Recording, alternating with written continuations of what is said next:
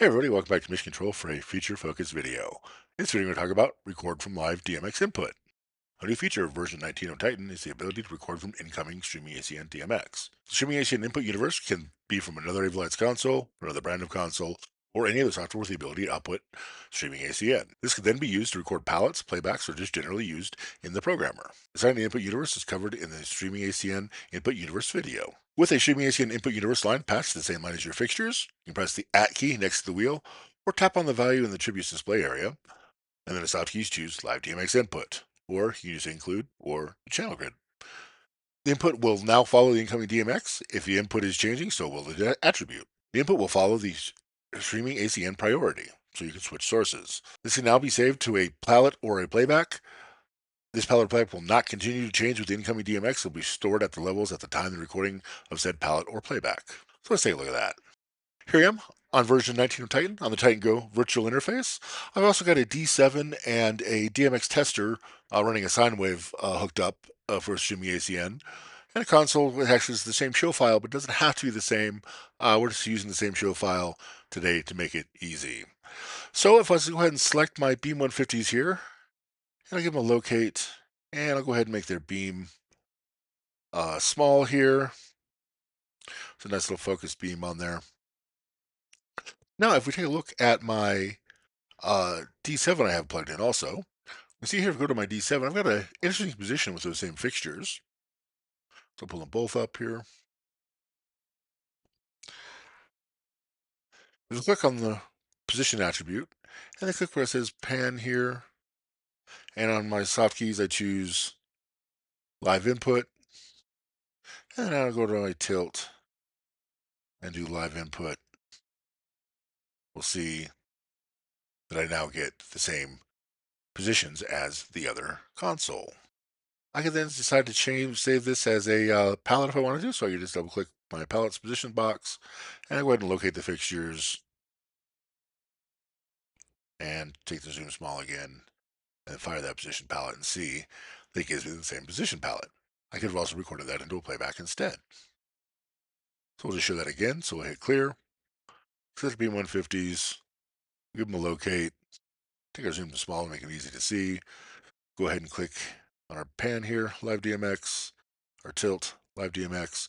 And you see it now says DMX input in a watermark behind our attribute and see that it's there. And then I can go to an empty page of my fader. I can hit record. Fixture mode will be great. Hit here, hit clear, fire it, and see I get the same effect here. If I was to change the streaming ACN source by changing the priorities, I've now got a DMX tester just running a sine wave across all the channels.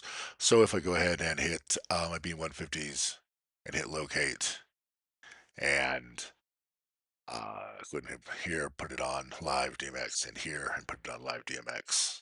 And I'll make that zoom small so we can see it. You can see this is taking the sine wave from the texter. I mean, live, you can also see that our uh, attributes are changing live.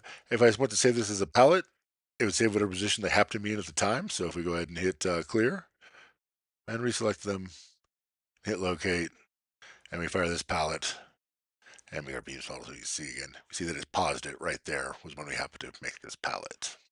And we'll change our priority back to our other console, and we'll hit clear.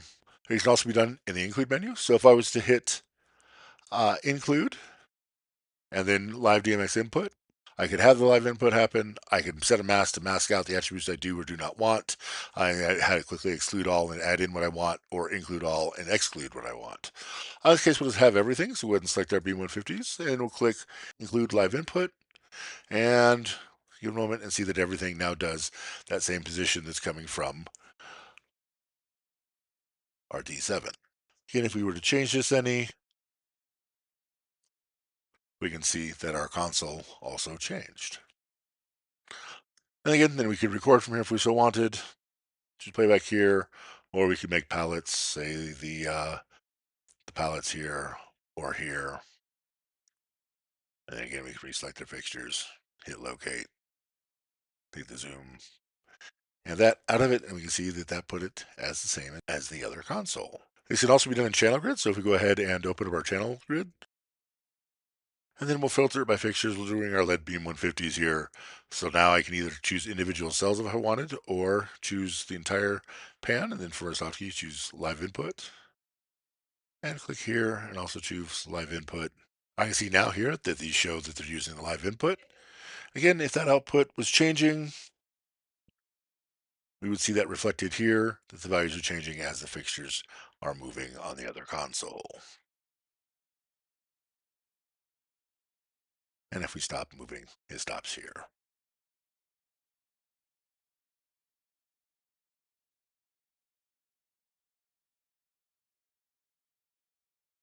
So that has been using live input on version 19 of Titan. I hope you learned something. Join us on Facebook at Avolites US. Join us here next time. Please subscribe. Thanks. Bye.